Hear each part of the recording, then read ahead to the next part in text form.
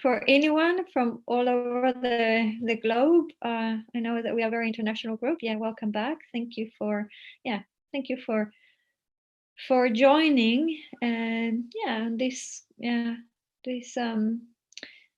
material that is so from the heart. Yeah, these things that we are discussing, and they're not just for intellectual exercising. They're the four immeasurables combined with come abiding. They're very powerful formula to really open our hearts and making them soft and connecting with others.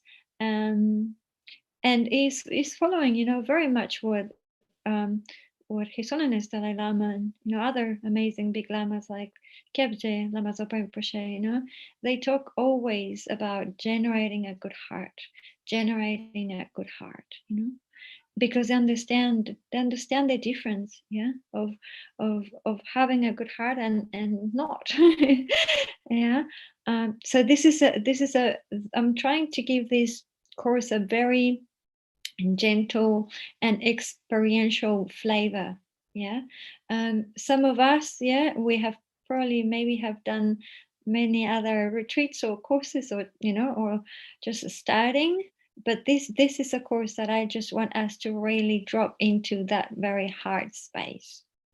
And to first we heal our hearts, and then based on that we can support others to heal theirs. And it's a bit like that, the rippling effect. Okay, so whatever you might be and whatever might be happening for you, I know that with COVID times are not easy times for anyone, plus other uncertainties in our lives. Whatever you are, I just, from the depth of my heart, I want to say thank you for putting effort into listening and doing this work. That is so needed at these times. It's all about love. It's all about compassion, really. If you boil it down, that's what we need. That's what we need. That's what sentient beings need. Okay, so let's begin. And for today, would like to incorporate something new to our beginning of the session, when we motivate ourselves strongly by taking refuge and generating bodhicitta. And I would like to incorporate the visualization of what we call the refuge field, which means we just try to visualize as best as our capacity, the Buddha and other Buddhas around him, and we do that to really establish a connection with this enlightened mind, that has excellent qualities to inspire us, and to also work on the calm abiding technique that focuses on visualization as well. So I'd like to incorporate that from this session on, and this is something as well that if you feel like it, if you resonate with it, you can incorporate it in your daily practices as well. So I will share it. I will share the I will share. There it is. Okay. All right. Okay, there is our teacher. So that's Shakyamuni Buddha, the historical Buddha. Shakyamuni. So Muni is the enlightened one from the Shakya clan, the clan in India. Maybe Shanti is a direct family member of Shakyamuni Buddha. It wouldn't surprise me. So as you see, is a very extended visualization. So all these deities, wrathful deities up the top, and probably the arhats, dakinis, and other bodhisattvas, and then goddesses and wrathful protectors at the bottom. But of course, I'm not saying, try to visualize the whole thing straight away, but if you can just visualize particularly the main figure and then whatever you can in front, around him and in front of you. Okay, so if you would like to look at the figure, um, try to remember it. Try to remember the details of Shakyamuni Buddha, like right hand touching the moon disk, left one with a baking bowl full of nectar. Yeah, he has an aura and he's eating on a lotus. Okay, so as best as your capacity, try to remember that. And I will share now the prayers that we will be using. Okay, so daily prayers. So we begin the practice. So we take care of the posture. So remember, you try to pull your shoulders back and down. Nice straight spine. You open your chest.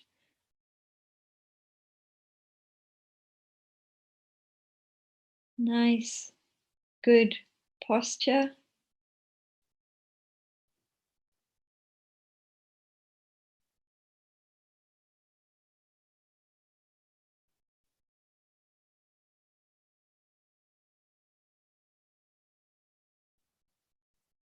Becoming very present.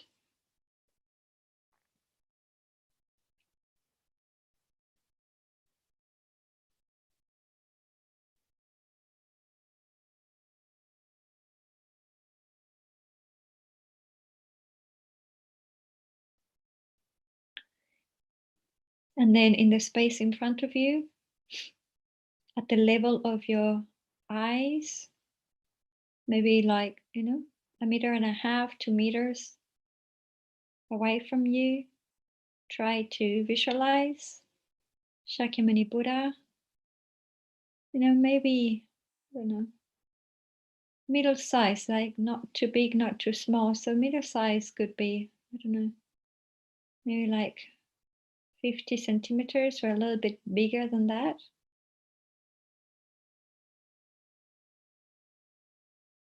Whatever works for you.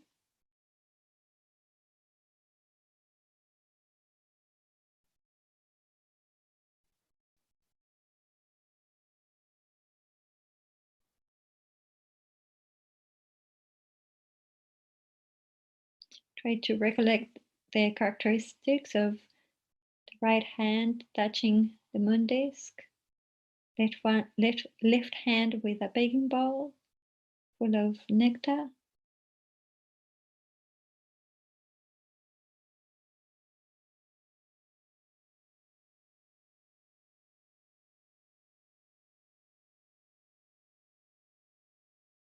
And then try to make his body very radiant, like a golden light emanating.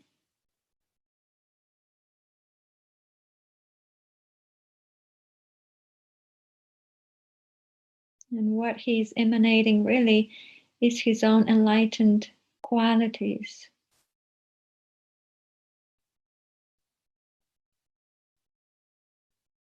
So think, the purest essence of compassion and loving kindness is right there, embodied in this figure.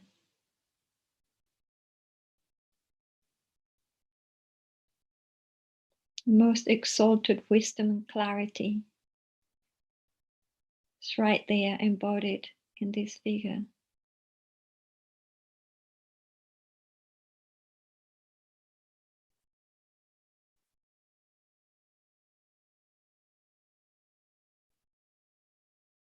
And just try to not only make your visualization very clear, but try to establish a connection from your heart to his heart.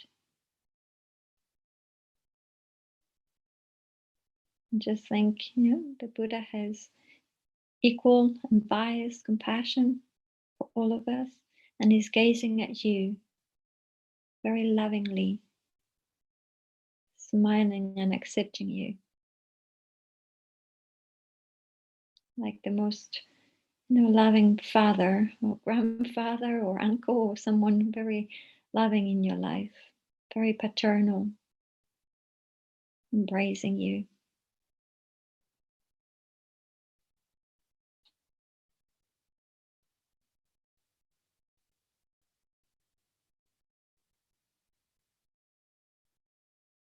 If you have a teacher, a lama, a guru, try to think that they are inseparable.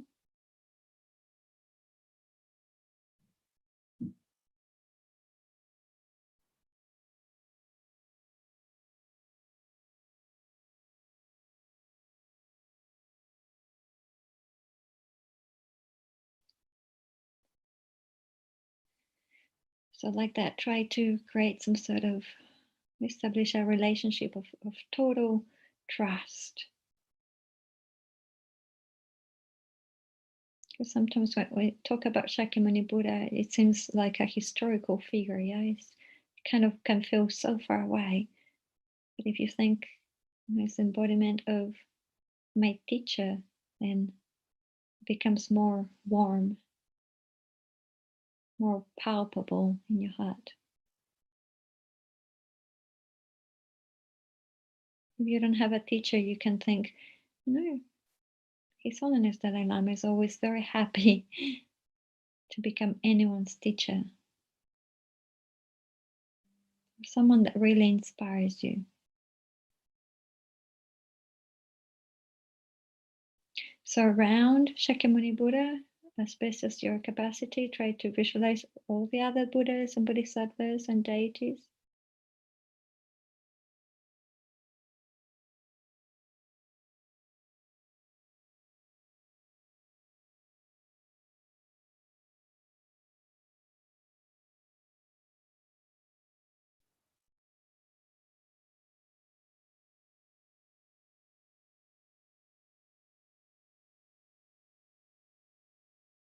And then in the space around you, to your right, to your left, behind you, are all other sentient beings.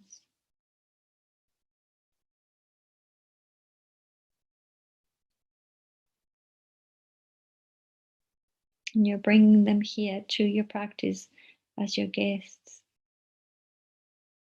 to partake of the blessings from the Buddhas.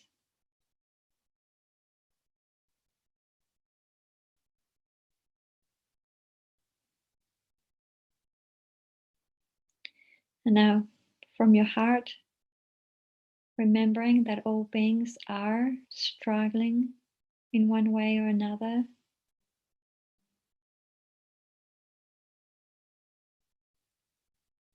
Particularly try to remember this past week, just this one past week, from last time that we met to today.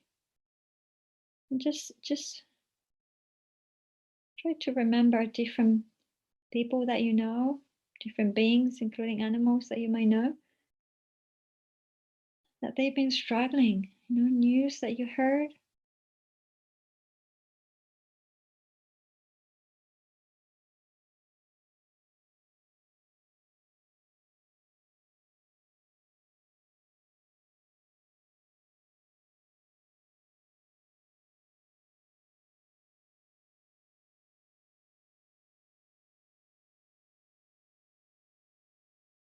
And so because our conditioning, our ignorance, our attachments and our aversions, what we call the three poisons, we suffer. As long as our mental continuum is contaminated with ignorance, we will suffer.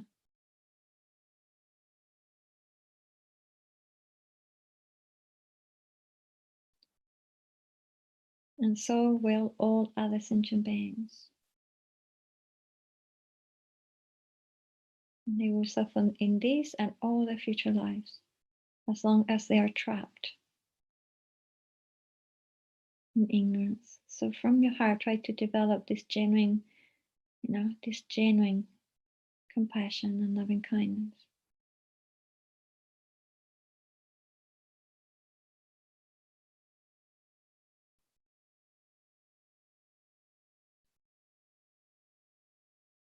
And so wanting to do something about it, wanting to take responsibility for yourself and other beings, in whatever capacity we can. Right now is by doing this practice. Think, I will do my best to try to train my heart, to train my mind,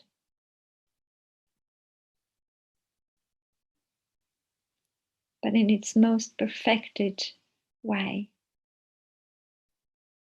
And that's what we call bodhicitta. I'm going to try the best as I can to enlighten myself. So then I won't harm any other beings, and I will be extremely beneficial because I will have the wisdom that I need to guide them unmistakenly, skillfully, perfectly. So like that, with this really strong compassion in your heart and this sense of responsibility, understanding the potential that your mind has, we take refuge in these extremely valid sources so they can assist us along the path.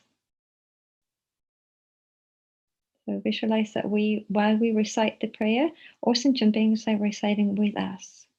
And with the visualizations, what we do is that while we recite, we visualize that golden light emanates from the Buddha's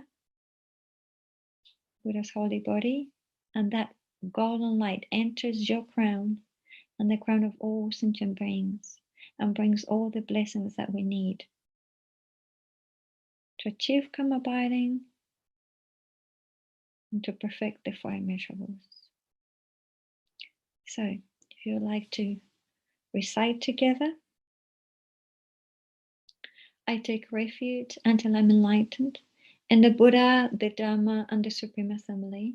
By my merits of generosity and so forth, may I become a Buddha to benefit transmigratory beings. I take refuge until I'm enlightened in the Buddha, the Dharma, and the Supreme Assembly.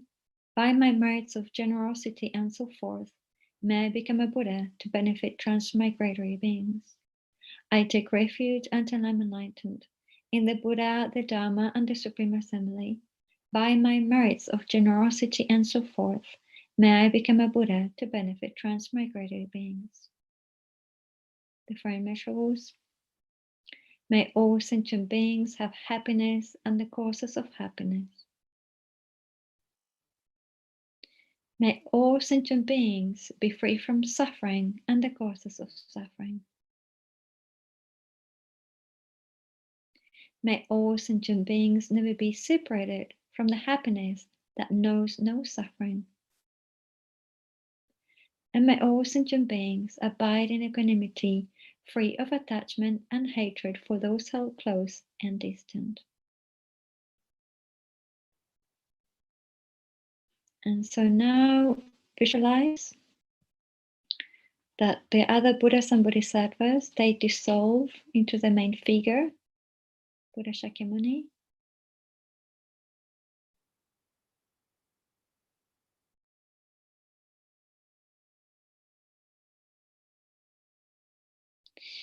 And then Shakyamuni Buddha reduces its size, maybe like to a small little figure of maybe 5 or 10 centimeters, and comes to the crown of your head.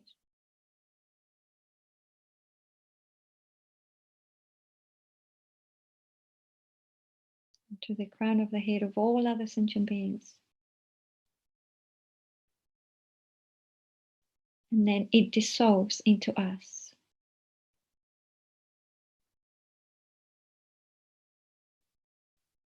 So all that beautiful golden light of the Buddha's holy body dissolves into you.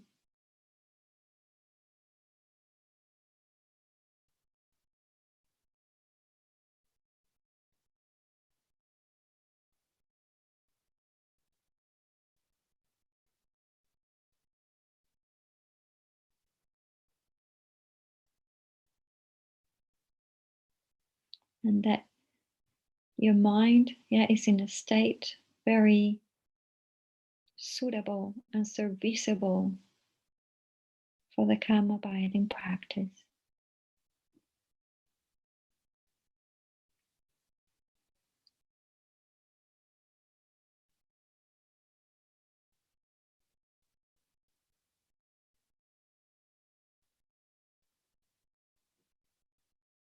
So like that, visualize that Shakyamuni Buddha, is at the crown of your head, emanating beautiful, loving, blissful, golden rays of light that enters the crown of your head, completely bathing you.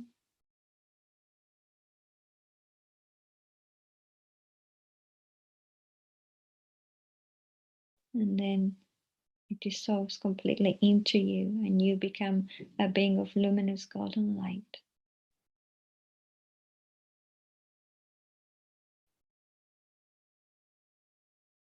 Peaceful and loving.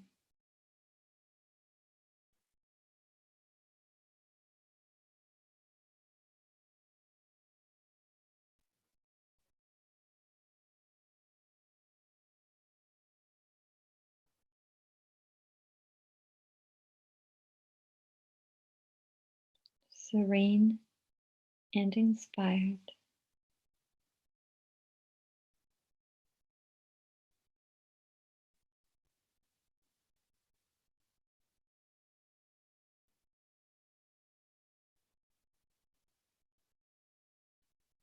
And so within that serenity, just neutralize the mind. So breathe in deeply, re-energize.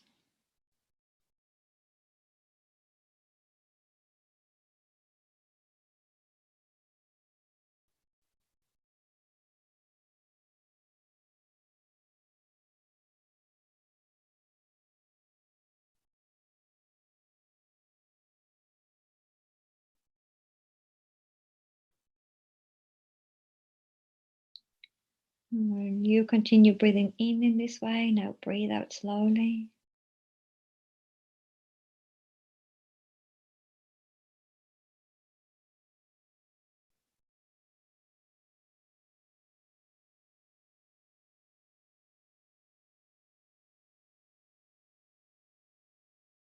Breathe out slowly and completely relax.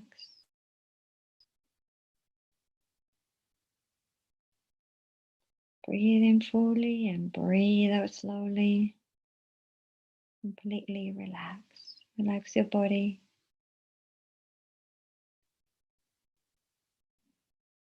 Relax your facial expression.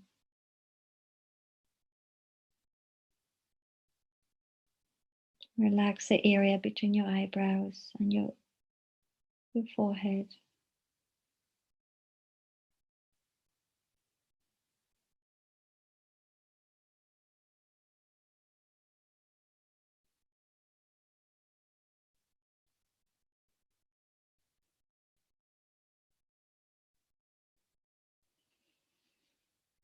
Breathe in fully, re-energize. Breathe out slowly and relax.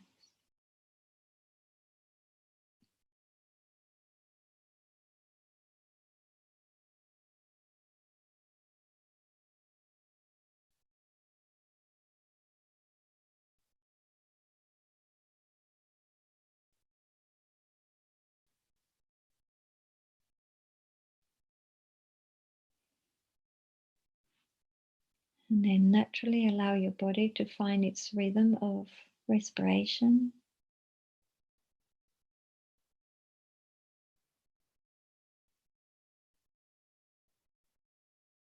It's natural rhythm of respiration.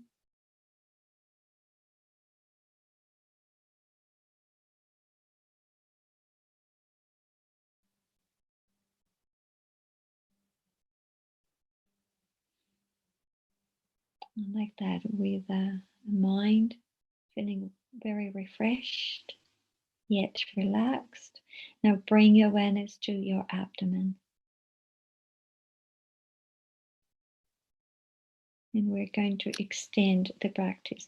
You're going to try to remain concentrating there, observing every single movements at your abdomen while you breathe in, every single movement at your abdomen while you breathe out for the next 10 minutes.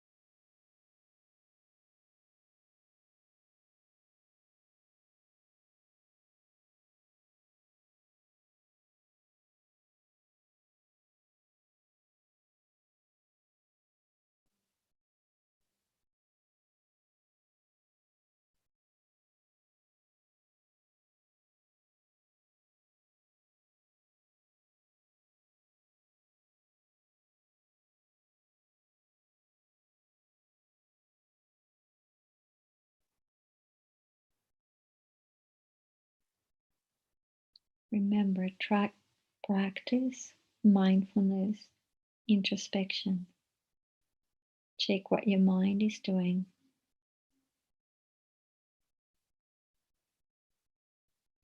And if it wanders, you bring it back to the abdomen. And what you do is, without any further comments, you try to breathe out and release the distraction. You let it go. And come back to the abdomen. It's like the whole world dissolves, and the only thing that appears to you is your abdomen, and you're observing it. It's the most fascinating phenomenon. Like that. Relax, engage, and observe.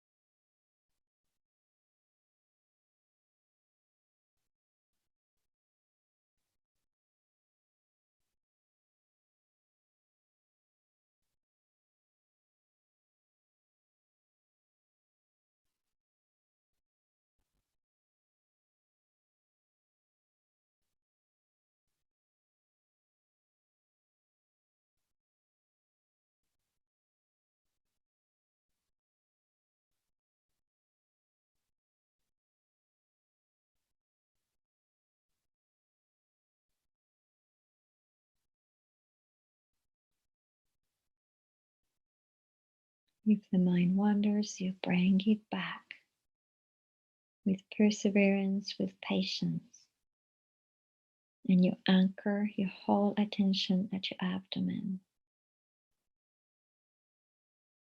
And without pushing, you observe, relaxed, as if you would be at the beach and you're observing the waves coming in and out from the shore, in and out.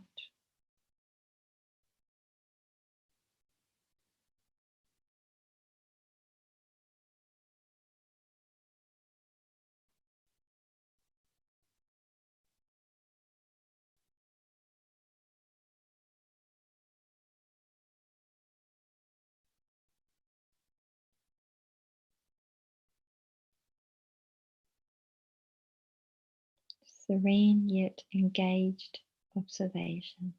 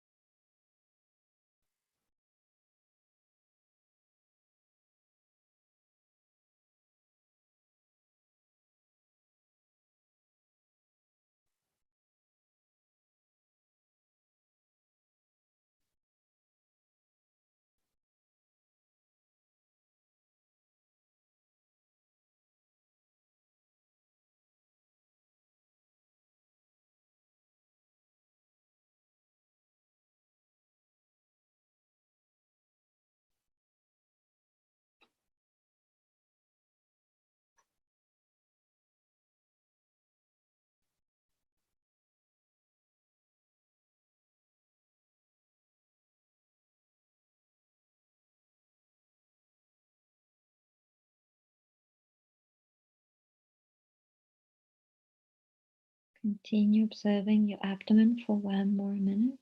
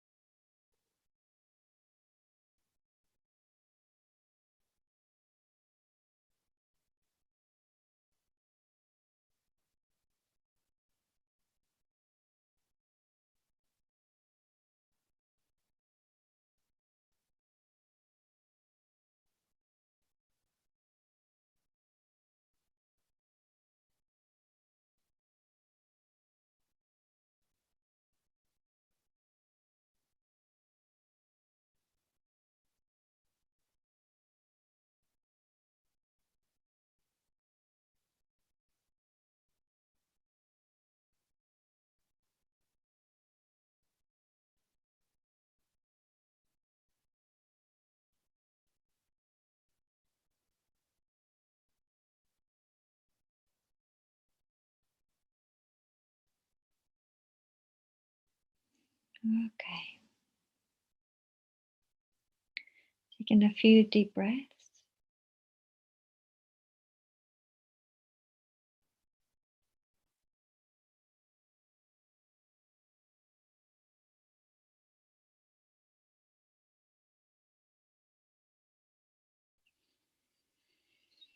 Taking the last deep breath. And then if you need to stretch a little bit or stand up and stretch your legs, move around a bit.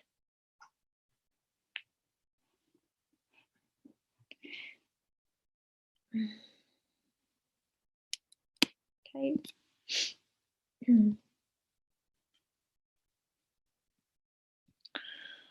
Okay. All right. So yeah, that's a new incorporation about Shakyamuni Buddha, and I will share that image in our Google Classroom, which I hope you've been using and reading. I know some of you did because you're sending me private messages. So thank you very much. I appreciate your questions. Yeah, and your curiosity and your enthusiasm. So that's great. Okay, so I will share that. So if it works for you, this practice of visualization, and and you find it beneficial, you're most welcome to incorporate it to your practice too. Yeah. If not, if it doesn't feel quite right for you at this stage, it's fine. Okay, just leave it. But I'm just slowly trying to show you how an actual formal practice looks like. Okay, so that's what we normally do. So let's talk about the topic of mind transformation. That is the other aspect of this course. So last week we talked about equanimity. Yeah, so we've been reciting the four immeasurables. Yeah, we were citing in the order of immeasurable love, compassion, joy, and then equanimity. But we discussed in the first session, I said that we will discuss equanimity first, because the scriptures and the texts, normally when they talk about transforming the mind, with this very altruistic intention of bodhicitta, equanimity is a preliminary. And I think I did mention that to you. So either of for those of you that have studied a little bit more, if we want to develop bodhicitta, there's two methods: exchanging self-others and seven cause and effect method, and they both have equanimity as a preliminary. Okay, because it is going to be very difficult. Yeah, it's going to be very difficult for you to have true compassion if your mind is biased. And it's like you care for some, but others you don't. Or you care a little bit, and other one, it's like you care a little bit, or you care too much, or you're totally indifferent, and the other ones can, they don't even matter. So it's really good if we can make our hearts more even. Yeah. So equanimity, it just puts things into perspective a lot. Okay, because it makes us remember that as we don't want to suffer, others don't either. As we want to be happy, others do as well. And not only that, okay, it's a mind that just understands how connected we are with each other. It's a mind that is. So now we're with the four immeasurables as well. It's not just about developing a good heart, as I said at the very beginning, but it has to be combined with some sort of wisdom and understanding. Yeah, that we are interrelated, interconnected, that our happiness depends on others. That whatever we have experienced in this life, was based on the happiness of others. Yeah. Sorry, was based on the happiness of others, was based on the kindness of others. um, So Yeah, so our happiness is very much based, yeah, on others and being kind to others and being nice to others and being caring. Yeah. So that's the second immeasurable, this kind of loving kindness, and that's what we are going to discuss, yeah, this session. Okay. So loving kindness. Well, first let's just talk about love. And what is love, right? What is love?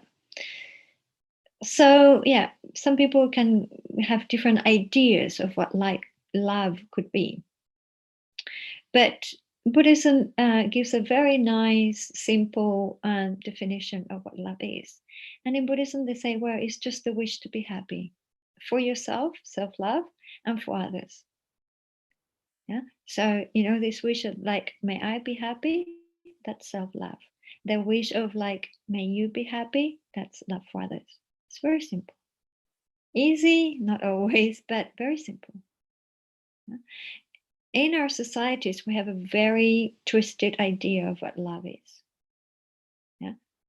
I mean, I don't know you guys, but as far as my experience has been, when people say, "Oh, I love her," or "I love him," or yeah, it's more, it's polluted with attachment.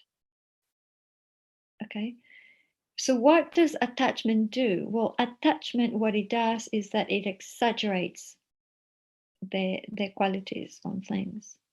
Attachment creates craving and grasping. Yeah.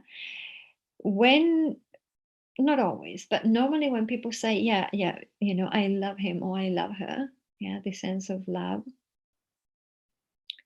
is more based on I like this person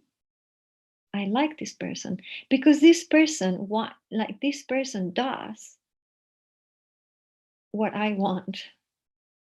This person gives me validation. This person, when I ask him or her a thing, a favor, whatever it is, yeah, that thing comes back. Yeah. It supports me in a way that it suits me. Yeah.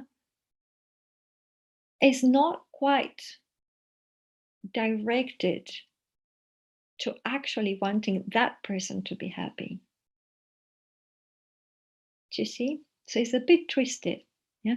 Why can you say why I can be quite sure about that, and probably you might agree, um, is because you know, um, if that person wouldn't do what you want them to do, they don't treat you the way that you would like to be treated. I don't know if you would just say, "Oh, I love them unconditionally." It depends, yeah. It depends. But normally, this idea that we have of love is very much polluted with attachment. This idea of, I like who you are because you make me happy. I like who you are because you make me happy. Thus, I love you. If you stop making me happy, I don't know if I would love you that much. Yeah. In Buddhism, we say that's not quite love. Love is regardless of how you treat me, regardless of who you are, regardless of what you do, I'll love you. I want you to be happy. Can you see that? And that's a huge difference. So that's the pure love that we are talking about here. Okay. Is that regarding the relationship that you have with them, if they hurt you or not, if they love you or not, if they accept you or not, you love them anyway. You wish them to be happy. You wish them to be well. That's what love is about. Okay. So, and that's the way that we start transforming our hearts. Yeah, our hearts. Yeah, because in Tibetan Buddhism, when we talk about mind, Yeah, mind and heart is the same, because the mind has the capacity to experience. It's a phenomenon that, yeah, one of its main characteristics, it's clear knowing, but it has this nature of being in, the nature of experiencing its objects. Okay, so when we talk about heart, is heart, mind, heart. Yeah. Okay. So this is a different way of being, you see, and relating with others. So, love is about, in Tibetan Buddhism, love is about, is a widening, yeah, it's a widening of your heart. It's not about you anymore. It's really about the other person. And so the way that we're behaving is paying attention, attending to what makes other beings happy, and with the capacity, with the time, with the skills that we have, yeah, we develop that sort of like development of we develop that sort of, yeah, developing the heart towards that. Yeah? So we start paying attention what could potentially make others happy, and we work towards that. We try to develop that, right? So the near enemy of loving kindness is, as I said, is like this desire and attachment, the near enemy. And the far enemy is, enmity and anger and hatred. Yeah. Okay. So yeah, with love, if you truly have love, then you won't take things so personal, because whatever they do, because people treat us in, no, not very kind ways, not because they want to, but because they're suffering. If people wouldn't suffer, they wouldn't need to be mean, because they would be happy. And people that are happy, they're joyful. They're like, yeah, it's all good, right? But when people suffer, that suffering um, emanates. I don't know if there's another word for it, but that suffering emanates out and manifests externally, in hurt, in being mean, in being harsh, or in being indifferent. That is because there's suffering inside of them that is making them behave in that way, not because they want to. Yeah. So what do? We don't take it personal, and we go, oh, okay, I can see you suffering, and and whatever is going on with you, I just wish you well. Yeah. So love, it does just that. You wish them well no matter what. Okay. So our minds are extremely powerful in that way, you see, because we can train them. So our minds can be used, can be used as we wish them, yeah, to behave, rather than being continuously manipulated by our minds. Sometimes it's like our afflictions take over, and we feel like manipulated by these like reactive states of mind, rather than loving and responsive. Yeah. So, yeah, just imagine, if we keep on doing this mind training, what a blessing would it be for our minds to be a fit instrument for service and love. Yeah. So it's like that. It's like is if we see the value of this thorough transformation and mind training, we allow loving kindness to launch into that thought. Thinking how wonderful it would be, how wonderful it would be, and so continuously you tap on that loving kindness, and you think how wonderful it would be if I could, relate to others in that way. Okay. So So I just wanted to do a little exercise right now. Before we do the meditation. So if you would just, it's more like a reflection. So if you would just like to get comfy, not need to get into like the actual meditation posture, but if you like to just get comfy, and I like us to do a little, yeah, exercise. And to begin with, yeah, this is more like a visual quest. Yeah, a bit like that. I'd like you to bring to mind some sort of like image or like a vision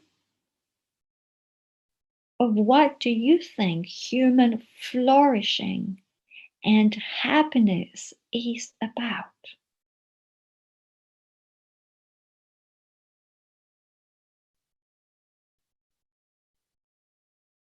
What does our human flourishing entail? How would you imagine it?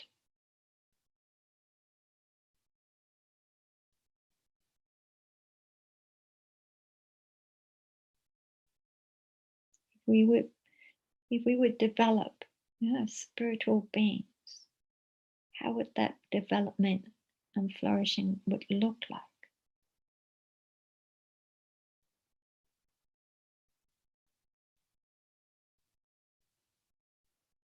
Visualize it. What would, what would beings be doing, behaving, relating to themselves and to each other?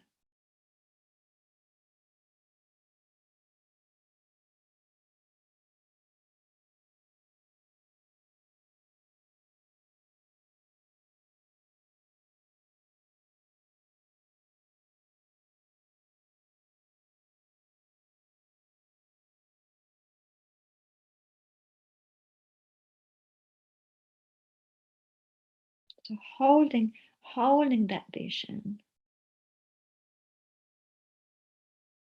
try to bring forth for yourself this aspiration that we may be able to cultivate those qualities. And we might be able to thrive and prosper in that way. That may our practice yield the fruits for which it was designed and yield our own well being, both in solitude and relationships.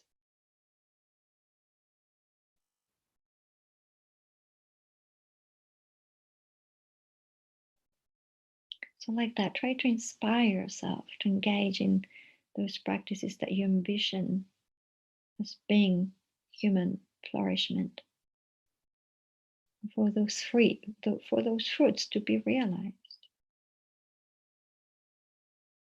And so, with that sort of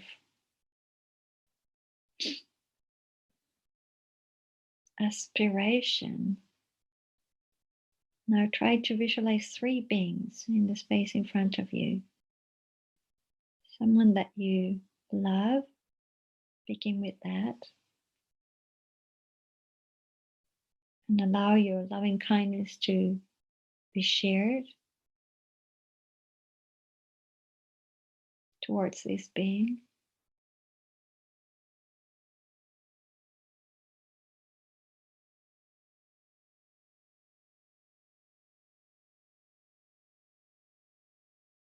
Allow that loving kindness to flow from your heart to theirs.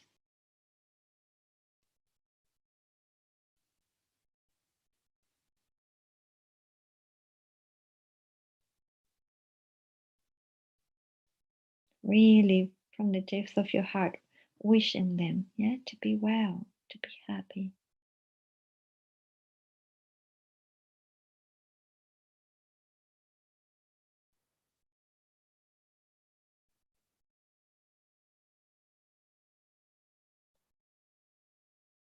Regardless if they're part of your life or not, if they decide to depart or not. Try to generate some genuine loving kindness. May you be well and happy whatever decisions that you take.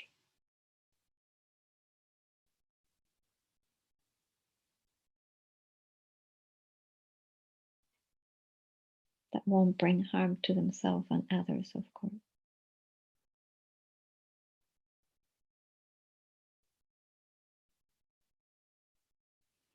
Now try to bring a neutral person to the space in front of you. Kind of replace the person that you love for someone that is neutral. Just pick anyone, someone, petrol station, bakery, whatever, someone in the supermarket or in the market, whatever it is. Completely neutral. And now that loving kindness that you were flowing from your heart to that loved one, see if you can transfer it to this neutral stranger.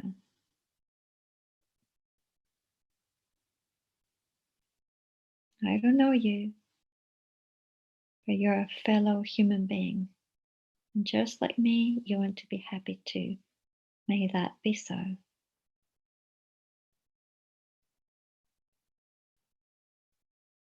And as an experiment, allow your loving kindness to launch into the heart.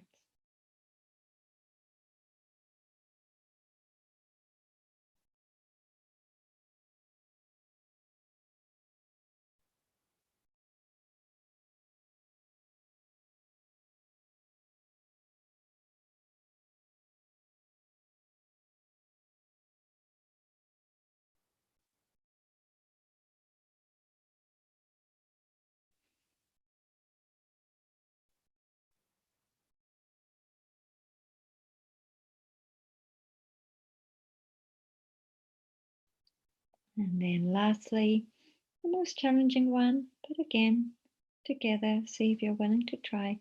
Bring to the space in front of you, replace the stranger for an enemy or someone that really triggers you, challenges you, find it difficult. And with this one, we have to do a little bit more work. Remember that anger and hatred, what they do, they obscure your loving kindness. As long as there's anger or hatred, loving kindness cannot exist in your heart. So, whatever relationship you might have with this being, trying to investigate the faults and the consequences of these negative states of mind, like anger or resentment or just distant.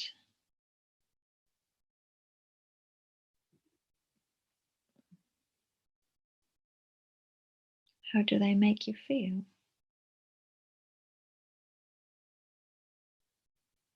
So, love is the absence of fear. Fearless strength. So loving kindness is like a powerful protection. It's like a protection wall of a city where good qualities can be safely cultivated. So try to see in this being, try to find something lovable, a lovable quality. Take your time and see if you can find something.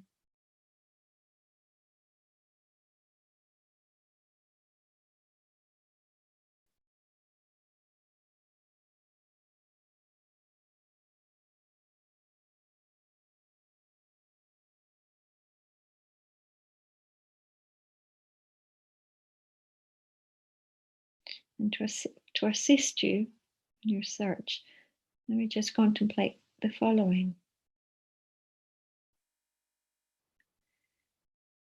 That,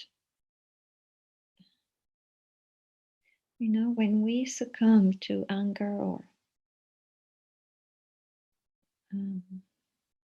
hatred or distance or resentment, what we're doing is that really we are inflicting injury upon ourselves. You may or not inflict injury in the other person, but as soon as there's hostility in your mind, you're already damaging yourself.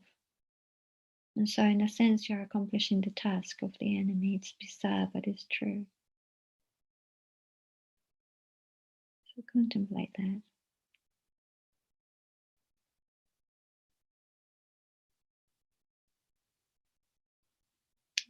Hostility, and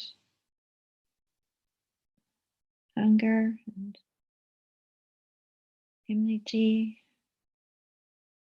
and resentment. Yeah, they're compulsive. They're obsessive. They focus on the negative qualities or behavior of an individual. They don't actually attend of how particularly they make you feel.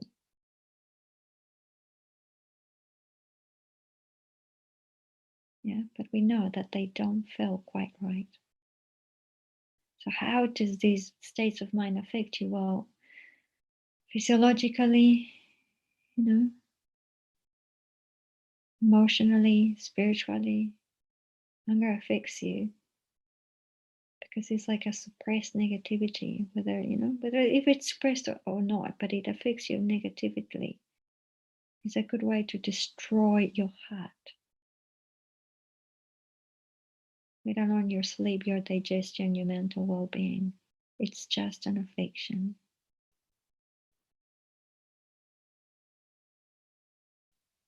So it's not a matter of suppressing these things, but it's a matter of disengagement.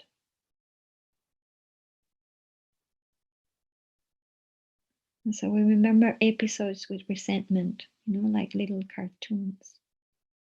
But probably the person is way more than that. So like that, try to find a lovable quality.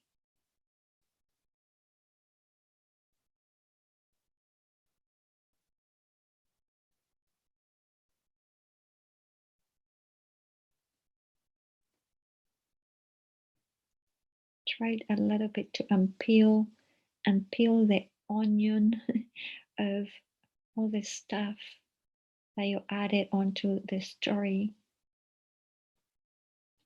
based on the behavior of this person. All these little stories are like, little piles of garbage that we have been accumulating in our hearts. So try to unpeel that, and again, try to attend upon a lovable quality and stay with that.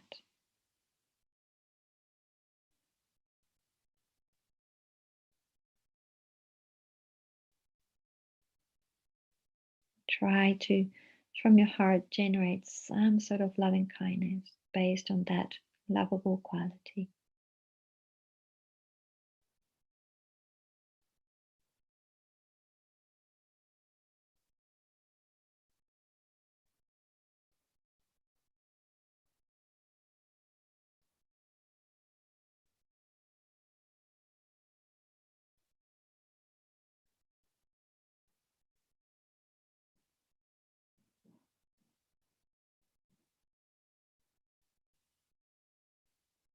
Okay.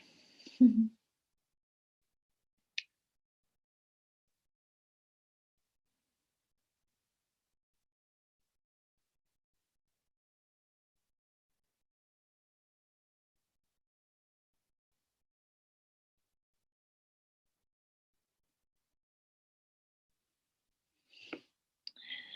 know it might be a bit challenging, but anyway, just like an experiment. So take a few deep breaths.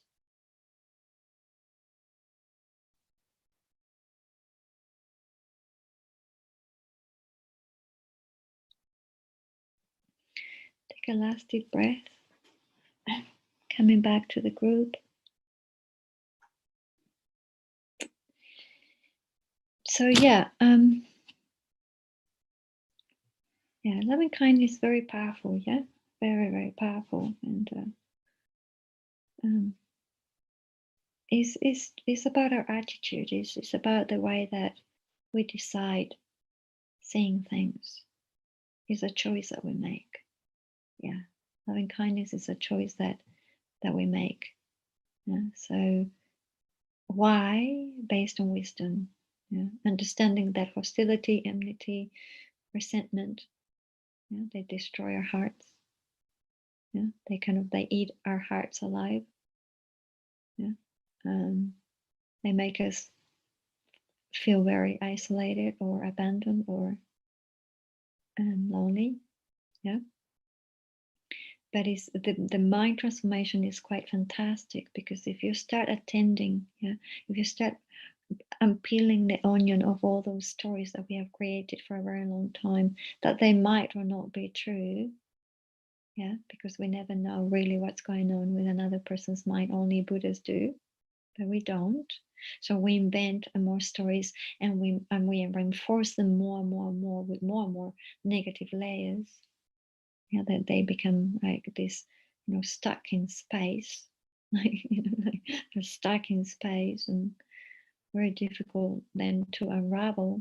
But with wisdom, we understand that, probably all this is a projection, a fantasy that I created, and you start unpeeling, and maybe you can find some sort of light, and you attend to that, and you send your loving kindness like that, using forgiveness.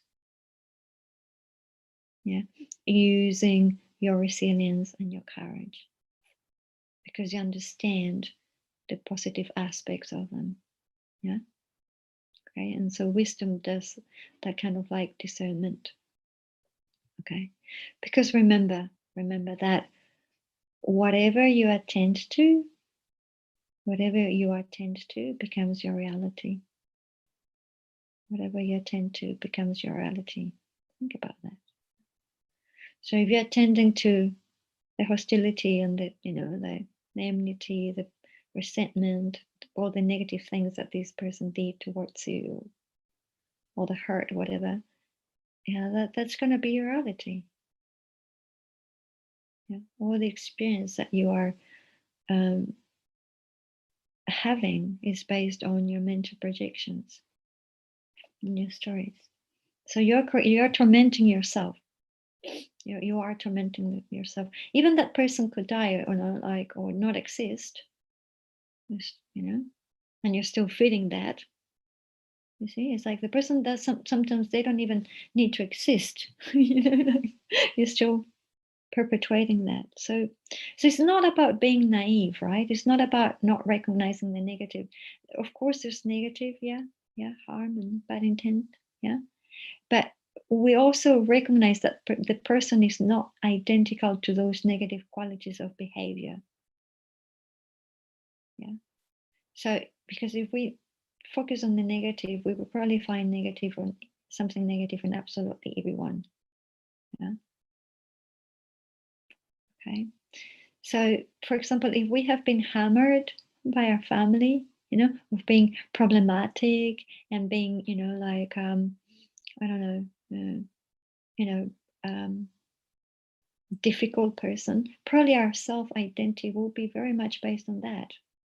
We will attend to that, and that's we will have a very a very challenging relationship with ourselves. That self-identity, will be quite unworthy. Yeah. Okay. So we formulate our own self. Uh, we formulate our own self sense of identity in relationship to how other people respond to us. And same way. You see? Do you see what I mean? So like that is, if we try to seek the good in the enemy and we attend to that, you're giving them the opportunity to look at themselves in that way, rather than with the unworthiness of our love. Every time you cut your heart from someone, you're making them unworthy from your love. Yeah. So yeah. Very interesting. Yeah. So love we can generate we can generate like this, yeah, in practice and meditation, yeah. And if it doesn't come naturally, just keep on practicing, because whatever we practice, we will become really good at it. Whatever we practice, even though it's like baby love, it doesn't matter. It will just, become slowly, more and more genuine, more and more stronger, more and more wider. But you just continue. Whoever is in your life that, that challenges you and triggers you, remember that you have the choice. Whatever you're tending to becomes reality. Reality doesn't exist from its own side there inherently, concretely. It depends on your perception and your perspective. Yeah. Okay. Beauty is on the eye of the beholder. Yeah. So beauty or horribleness. Yeah. So remember, every time somebody challenges you, you have a choice. You can attend to the good qualities and send your loving kindness, or you can keep on perpetuating the destructive, negative stories, that pile in your heart. And it's just, makes it toxic. Yeah. Okay. So, and then, so we practice like that. We practice like that in meditation. And then slowly, in our daily lives, we will be able to actually uh, um, be more active about it, not just doing things. So first we kind of meditate, so it becomes something more tangible, like, yeah, slowly more tangible, and then we act upon that tangibility. It's like, okay, now I can act, I can do this, I can pay attention to what makes you happy, and I can do this to the strangers, even like a simple like smile, like thank you, and you really mean it. That's an act of love. Thank you, may you be well, may you have a nice day. And you really mean it. You really mean it. That's an act of loving kindness. Do you see what I mean? So it's not about going around and hugging and kissing everyone, going, I love you, I love you, I love you so much. Not like that, right? I mean, yeah, but it's about like just using whatever relationships you have, whatever time, yeah, whatever level of your loving kindness you are, just use a little bit, just let it flow with skillful means. Yeah, just express it in little things. Doesn't have to be these major, you know, acts. I mean, of course, major acts like, the fantastics. Yeah, yeah, of course, if we can, but little by little we cultivate. Yeah. Okay. Okay. So let's do our last meditation. So now, yes, we get into our posture. Back nice and straight.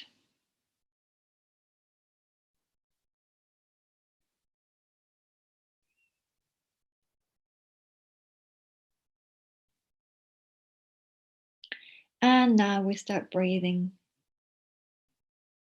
from our hearts.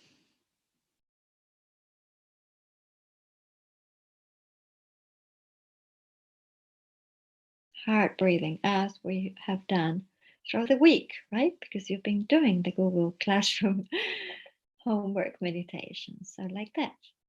Now you're used to it. Breathe from your heart.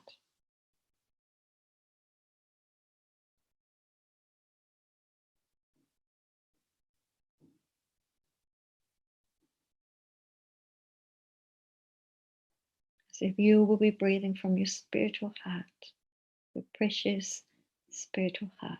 You breathe in and out, and in and out.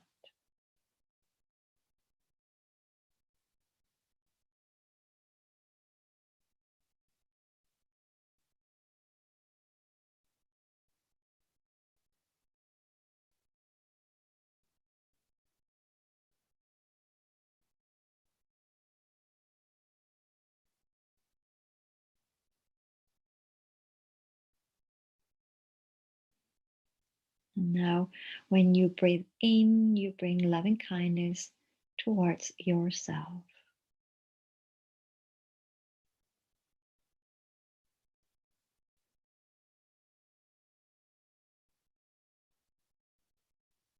And you breathe in this wish, may I have happiness and its causes. And the causes of happiness come from positive, caring, loving states of mind.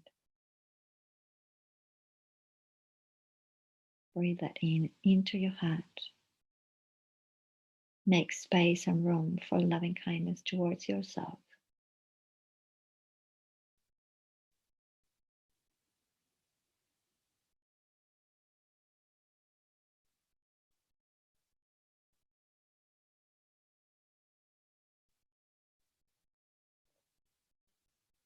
May I be well and happy.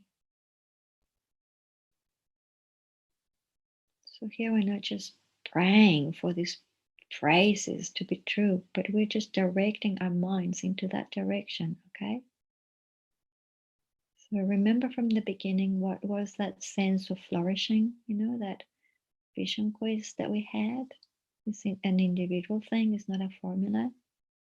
It's in your embodied life, your life within your context of your family, friends, and colleagues, work, and environment. Yeah, so in that vision of your own flourishing, breathe that into your heart.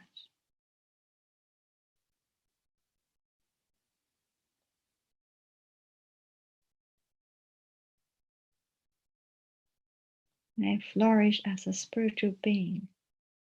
May I live in good ethics, values. May I develop a good heart. Breathe that in.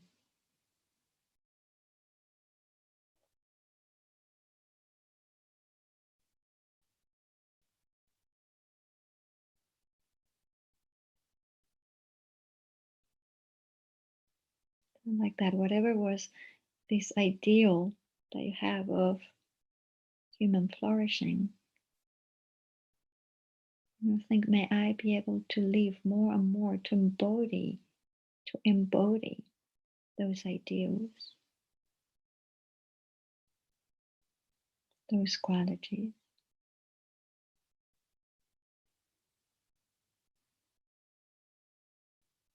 And may I prosper and thrive in that.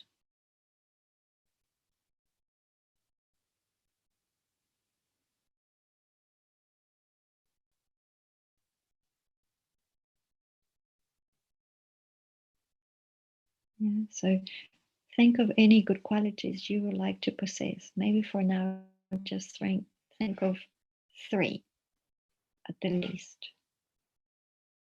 3 qualities that you would like to possess.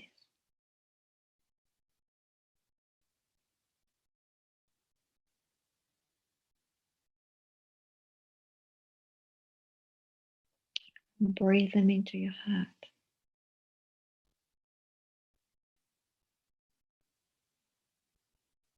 May they bring me inner happiness.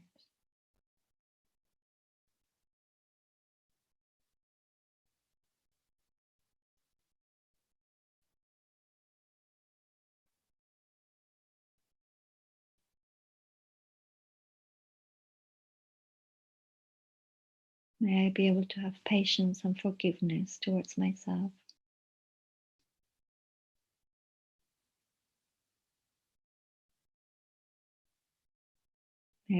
May I be able to have patience and forgiveness towards others.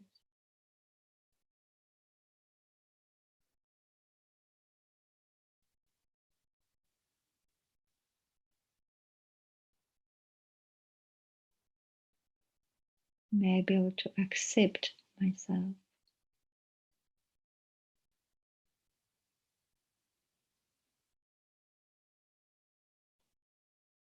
So I can have loving kindness towards myself.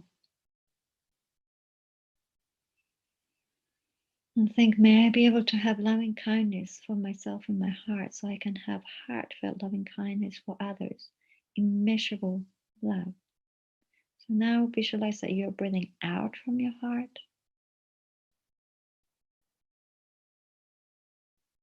And you're breathing out loving kindness.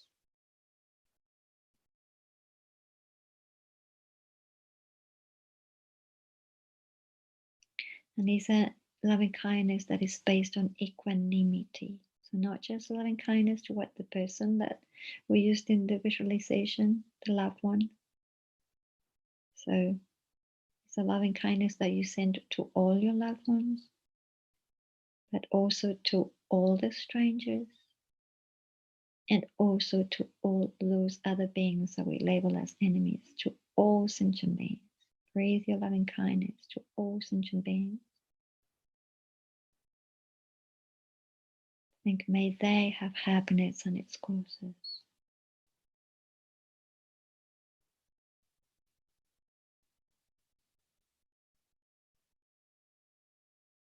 May they all be well and happy.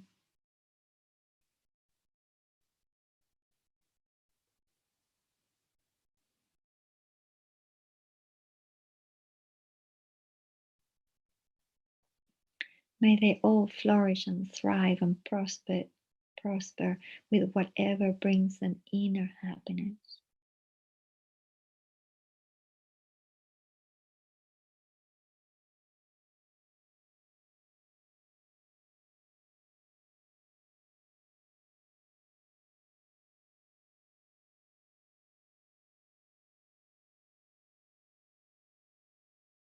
May all beings have patience and forgiveness.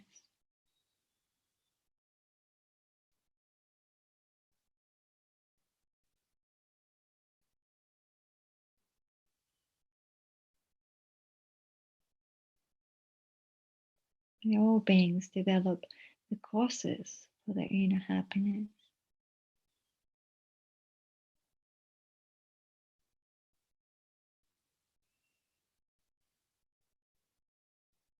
And so like that, allow your heart to join with theirs, open with spacious loving kindness, with an unimpeded gentleness of the heart. Unimpeded gentleness of the heart. May we all have boundless, immeasurable loving kindness in our hearts.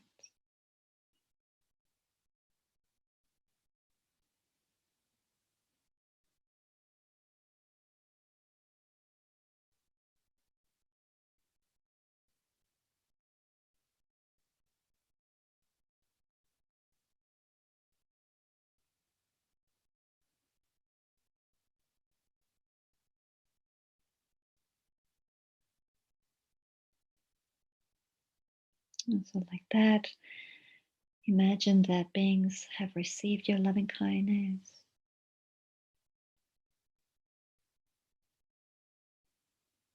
They're very open and recipient to it.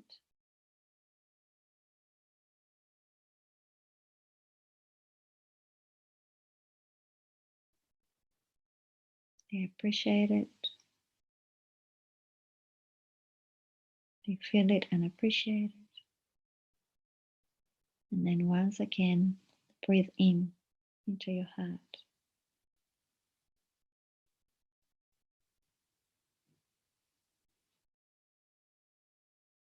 And breathe the loving kindness that other beings have for you. Breathe that into your heart.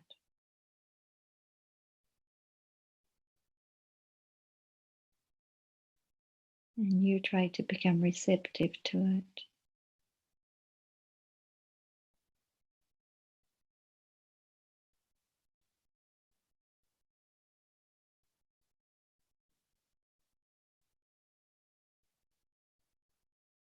All these beings that have received your loving kindness, they send it back to you.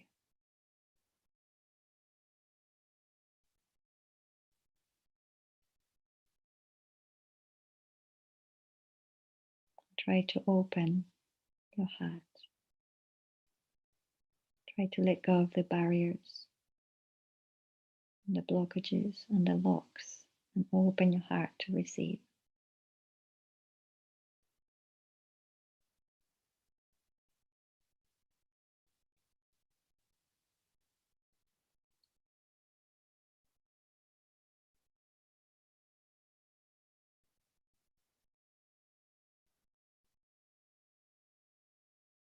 And allow that love to flow into your heart and your whole being.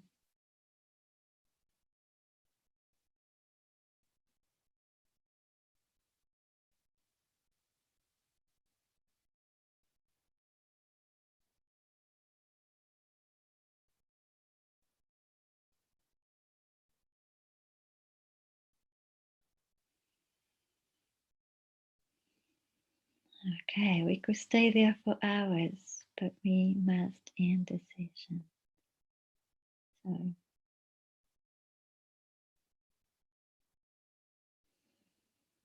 let's take a few deep breaths.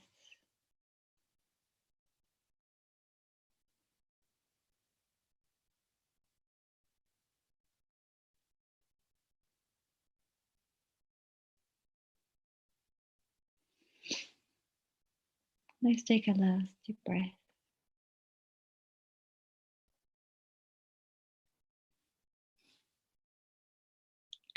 And we come back to the group and we dedicate. Okay. So if you would like to come back to your screen, so like that, listening that all the positive potential that we have created individually from all, all over the globe. I know that we have, particularly during this course, many people from different places. So all these individual beautiful potential that we have created, and as a group, we dedicate for all these aspirations to be fulfilled. So may all beings everywhere, plagued by sufferings of body and mind, obtain an ocean of happiness and joy by virtue of my merits. May no living creature suffer, commit evil, or ever fall ill. May no one be afraid or belittled with a mind weighed down by depression. May the blind see forms and the deaf hear sounds. May those whose bodies are worn with toil be restored on finding repose. May the naked find clothing, the hungry find food. May the thirsty find water and delicious drinks. May the poor find wealth, those with sorrow find joy. May the fallen find hope, constant happiness, and prosperity. May they be timely rains and bountiful harvests. May all medicines be effective and wholesome prayers be a fruit. May all who are sick and ill quickly be free from the ailments. Whatever disease is there in the world, may they never occur again. May the frightened cease to be afraid, and those bound be freed. May the powerless find power, and may people think of benefiting each other.